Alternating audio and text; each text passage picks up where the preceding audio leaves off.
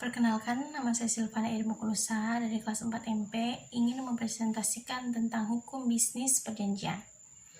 Pengertian hukum bisnis perjanjian menurut pasal 1313 KUP Perdata, pengertian perjanjian sendiri adalah suatu perbuatan dengan mana satu orang atau lebih mengikat dirinya terhadap satu orang atau lebih. Dalam perumusan pasal tersebut dapat disimpulkan bahwa yang dimaksud dengan perjanjian dalam pasal tersebut adalah perjanjian yang menimbulkan perikatan atau perjanjian yang obligator. Abdul Qadir Muhammad dalam bukunya berjudul Hukum Perdana Indonesia berpendapat bahwa definisi perjanjian yang dirumuskan dalam pasal 1313 Kitab Undang-Undang Hukum Perdana tersebut memiliki beberapa kelemahan, yaitu yang pertama, kata perbuatan mencakup juga tanpa konsensus. Dalam pengertian perbuatan tersebut juga tindakan penyelenggaraan kesepakatan tidak melawan hukum yang tidak mengandung satu konsensus sehingga seharusnya dipakai istilah persetujuan. Yang kedua, pengertian perjanjian terlalu luas. Pengertian perjanjian terlalu luas mencakup juga perjanjian kawin yang diatur di bidang keluarga. Padahal yang dimaksud adalah hubungan antara debitur dan kreditur mengenai hak kekayaan. Yang ketiga, tanpa menyebut tujuan atau memiliki tujuan yang tidak jelas. Dalam rumus pasal 1313 Kitab Undang-Undang Hukum Perdata tidak disebut tujuan mengadakan perjanjian sehingga pihak-pihak mengikat diri itu tidak jelas untuk apa. Syarat sah perjanjian. Dalam pasal 1320 KUPHT Perdata telah diatur mengenai syarat-syarat sahnya satu perjanjian, antaranya yang pertama, sepakat mereka yang mengikat dirinya, yang kedua, kecakapan untuk membuat suatu perikatan, yang ketiga, satu hal tertentu, yang keempat, suatu sebab yang halal. Mengenai kecakapan, pasal 1330 KUP Perdata, masyarakat tidak cakapnya seseorang untuk membuat perjanjian, yaitu yang pertama, orang-orang yang belum dewasa, yang kedua, mereka yang diatur di bawah pengampuan, yang ketiga, orang-orang perempuan dalam hal-hal yang ditetapkan oleh undang-undang, dan pada umumnya seorang kepada siapa undang-undang telah melarang membuat perjanjian tertentu. Asas-asas perjanjian.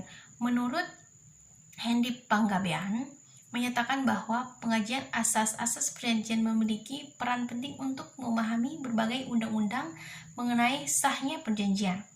Perkembangan yang terjadi terhadap satu ketentuan undang-undang akan lebih mudah dipahami setelah mengetahui asas-asas yang berkaitan dengan masalah tersebut. Hukum perjanjian memberikan kebebasan kepada subjek perjanjian untuk melakukan perjanjian dengan beberapa pembatasan tertentu, sebagaimana yang disebut dalam pasal 1338 KUHP Perdata, antara lain, yang pertama, semua perjanjian yang disebut secara sah berlaku sebagai undang-undang bagi mereka yang membuatnya. Yang kedua, uang perjanjian tidak dapat ditarik kembali selain dengan kesepakatan dua pihak atau karena alasan-alasan yang oleh undang-undang dinyatakan cukup untuk itu. Yang ketiga, suatu perjanjian harus dilaksanakan dengan itikat baik. Berdasarkan pasal di atas, ada beberapa asas hukum perjanjian yang terkandung di dalamnya, yaitu yang pertama, asas kebebasan berkontak, yang kedua, asas konsensualisme, yang ketiga, asas kekuatan mengikat hukum, yang keempat, asas itikat baik. Selanjutnya akan dijelaskan beberapa asas perjanjian, antaranya yang pertama, asas kebebasan berkontak. Asas kebebasan berkontak merupakan tiang dari sistem hukum perdata, khususnya hukum perikatan yang diatur buku 3 KUH Perdata. Bahkan menurut rute hukum perdata, khususnya hukum perjanjian, seluruhnya didasarkan pada asas kebebasan berkontak. Dilihat dari pasal 1337 KUHP Perdata, dapat ditarifkan bahkan kebebasan untuk membuat perjanjian itu terdiri dari beberapa hal, yakni yang pertama, kebebasan untuk mengadakan atau tidak mengadakan perjanjian. Yang kedua, bebas untuk mengadakan perjanjian dengan siapa saja. Yang ketiga, bebas untuk menentukan isi perjanjian yang dibuat. Yang keempat, kebebasan untuk menentukan bentuk perjanjian. Yang kelima, kebebasan untuk menentukan terhadap hukum mana perjanjian itu akan ditunduk. Asas konsensualisme. Asas ini berkaitan dengan lahirnya suatu perjanjian. Kata konsensualisme berasal dari kata konses, yang berarti sepakat. Hal ini berarti bahwa pada asasnya satu perjanjian timbul sejak saat tercapainya konsensus atau kesepakatan atau kehendak yang bebas antara para pihak yang melakukan perjanjian. Asas kekuatan mengikat hukum. Ketentuan asas ini berhenti bahwa perjanjian yang dibuat dengan cara yang sah berlaku sebagai undang-undang bagi mereka yang membuatnya, yang berarti mengikat para pihak dalam perjanjian, seperti undang-undang yang mengikat orang terhadap siapa undang-undang itu berlaku. Asas baik. Semua perjanjian harus dilaksanakan dengan itikat baik, seperti yang tercantum dalam pasal 1338 KUH Perdata.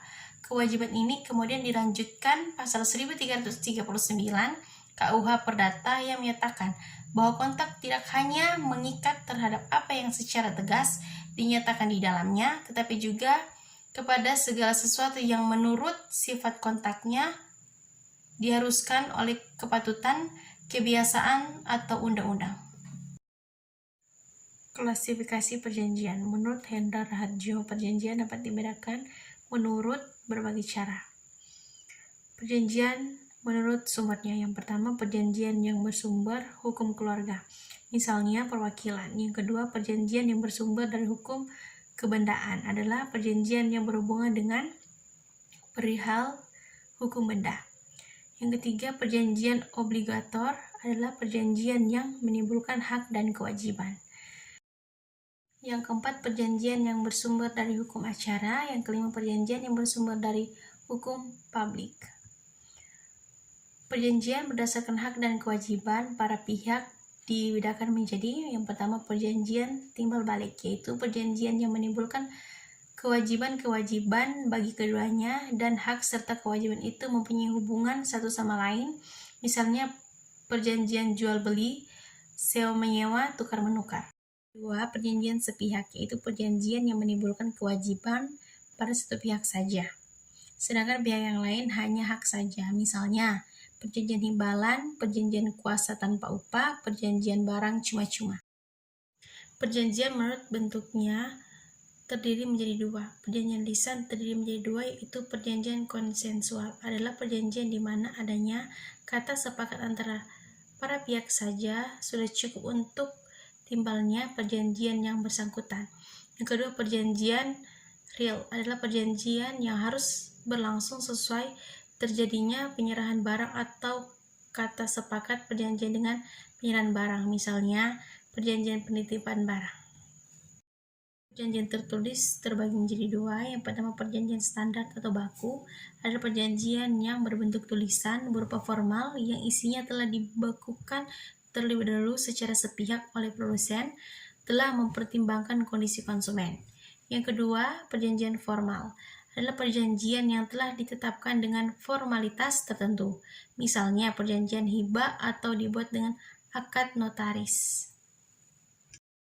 Tahap-tahap perjanjian. Tahap fase dalam perjanjian atau kontak dapat dibagi menjadi tiga. Yang pertama, fase perkontakan merupakan masa sebelum para pihak mencari kesepakatan mengenai rencana transaksi mereka. Yang kedua, fase pelaksanaan kontak, melaksanakan isi kesepakatan.